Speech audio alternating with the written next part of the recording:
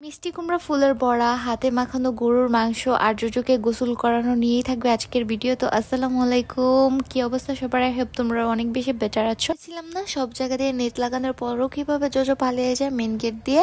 তো ও হচ্ছে basically main gate দিয়ে বাইরে চলে গিয়েছিল আর বালুর মধ্যে যে ও গড়াগড়ি খেয়েছে। এখন সেটা নিয়ে তো আর বিছানার উপর ওঠা পসিবল না। হালকা কুসুম গরম পানি দিয়ে গোসল করে দিয়েছি আর ও ঠান্ডার দিকটাও ভেবে দেখার পর ওকে ছাদে অ্যাকচুয়ালি শুকাতে নিয়ে গিয়েছিলাম। ওকে গোসল করাতে বাবারে বাবা 2 থেকে 3 জন লোক দরকার হয়েছে, মানে এত বেশি ফাজিল হয়ে গিয়েছে, ধরাই যায় না আজকাল ওকে। তো জোজোকে গোসল করানোর পর আরশিয়াকে আর জোজোকে নিয়ে ওর বাবা হচ্ছে ছাদে গিয়েছে ভিটামিন ডি নেওয়ার জন্য। আর এইদিকে আমি রান্নার কাজটা সেরে ফেলছি। বেসিক্যালি আমি হচ্ছে খুব দ্রুত রান্না করতে চাচ্ছিলাম বিকজ পেটে অনেক ক্ষুধা। তো আমি আজকে মেখে মাংসটা বসাবো যাতে অনেক বেশি মজা হয়।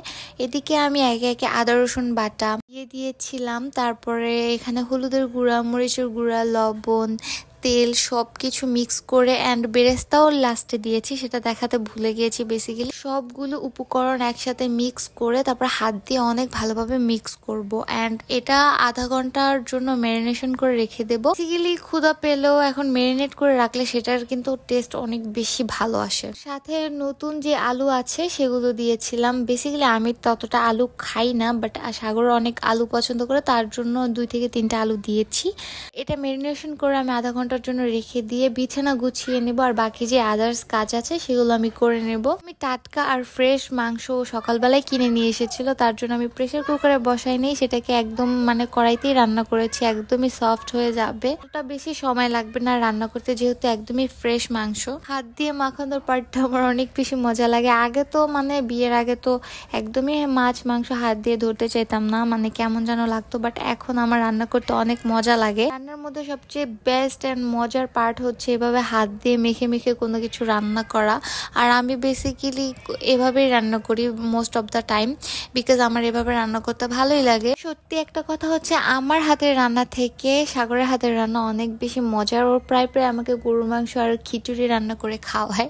ওর হাতের রান্না অনেক বেশি মজার হয়, আমার থেকেও বেশি বেটার। তো এই দিকে আমি হচ্ছে চুলার মধ্যে বসিয়ে দিয়েছিলাম আমার যত কাজ আছে সবকিছু কমপ্লিট করে। আর দেখো পানি ছেড়ে দিয়েছে, আমি কিন্তু এখানে এক্সট্রা কোনো পানি ইউজ করি না। সত্যি কথা আমি এখানে কোনো এক্সট্রা পানি ইউজ করিনি অ্যান্ড এটার থেকে যে পানি ছেড়েছে সেটা দিয়েই হচ্ছে মাংসটা প্রপারলি রান্না করব, তাইলে মানে মাংসটা অনেক মজার হয়। তবে এক্সট্রা যদি পানি দিতে চাও তাহলে কুসুম গরম পানি করে বা গরম পানি করে দিলে সেটা বেটার হবে। অলমোস্ট 80% কুক হয়ে গিয়েছে আর এরই মধ্যে আরশিয়া, তার বাবা আর যোজন চলে এসেছে ছাদ থেকে, মানে এসে বলতেছে এখনো রান্না হয়নি। আমি বললাম যে হ্যাঁ হয়ে এসেছে, হাত মুখ হাত ধুয়ে বসে নাও, তারপরে একসাথে আমরা খাবো। বেসিক্যালি এখনো হতে আর একটু টাইম আছে, একটু সান্ত্বনা দিচ্ছিলাম। তো এইদিকে হচ্ছে রান্নাটা বসিয়ে দিয়ে আমি বাবুকে কোলে নিয়ে ওকে ঘুম পাড়ানোর ট্রাই করছিলাম আর ওকে আমি খাইয়ে দিয়ে ঘুম পাড়িয়েও দিয়েছি যাতে খাওয়ার টাইমে আমার মানে কোনো ধরনের অসুবিধা না হয়, আমি রিল্যাক্সে খেতে পারি। দেখা গেছে প্রত্যেকবার আমি খেতে বসলেই ও ঘুম থেকে উঠে যায়, তারপর আর আমি খেতে পারি না, কোলে নিয়ে খাওয়া লাগে। তো এদিকে একদমই রান্নাটা কমপ্লিট হয়ে গিয়েছে, তাই লাস্টে আমি বেরেস্তা এর উপরে দিয়ে দিয়েছি। অনেক সুন্দর একটা স্মেল আসছিল। কে গরুর মাংসের সাথে বাসমতি চাল ছিল যেটা আমার অনেক বেশি ফেভারিট। তো ও আমাকে না গরুর মাংস দিচ্ছিল আর বলছিল 2 পিসের বেশি তুমি নিতে পারবে না বিকজ তোমার অ্যালার্জি আছে। কেমন লাগে বলো তো, এত কষ্ট করে রান্না করেছি। ও হচ্ছে দুষ্টুমি করছিল বেসিক্যালি। তো দুইজনে মিলে দুপুরের খাবারটা শেষ করলাম। তো খাবার খাওয়ার পর আমি কিছুক্ষণ রেস্ট করেছি, দেন মিষ্টি কুমড়ো ফুলের যেই বড়া আছে সেটা আজকে ভাজবো বিকজ আমার ওইটা অনেক বেশি পছন্দ। তারপর এখানে কিছু শাক ছিল, বেছে বেছে এখান থেকে ফুলগুলো নিয়ে সেটাকে ভালোভাবে ক্লিন করে কুচি কুচি করে কেটে নেব। এই বড়াটা আমার অনেক বেশি পছন্দ, আমি ভাতের সাথে অনেক পছন্দ করি খেতে।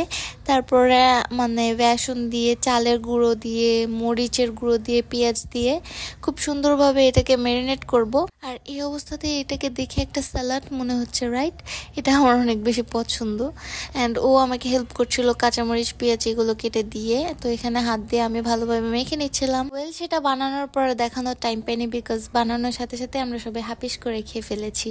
আর রুমে এসে দেখলাম বাবু তার খালামুনির কাঁধের উপরে উঠে বসে রয়েছে, আর যখনই ও নামানোর চেষ্টা করছে তখনই ও কান্না করছে। কেমন লাগে বলো তো? আমার মনে হয় নানু আর খালামুনি হচ্ছে মায়ের পরে একটা সেফ জোন, যেখানে বাচ্চাকে ইজিলি রাখা যাবে বা টেক কেয়ার করার জন্য দেওয়া যায়। বাবুর জন্য আর আমাদের জন্য সবাই দোয়া করো। আর ভিডিওটা এই পর্যন্তই, সবাই লাইক অ্যান্ড কমেন্ট করে দিও, আর ভালো লাগলে আমার পেজটা ফলো করে দিও। আর ভিডিওটা এ পর্যন্তই, সবাই ভালো থাকো অ্যান্ড আল্লাহ হাফেজ।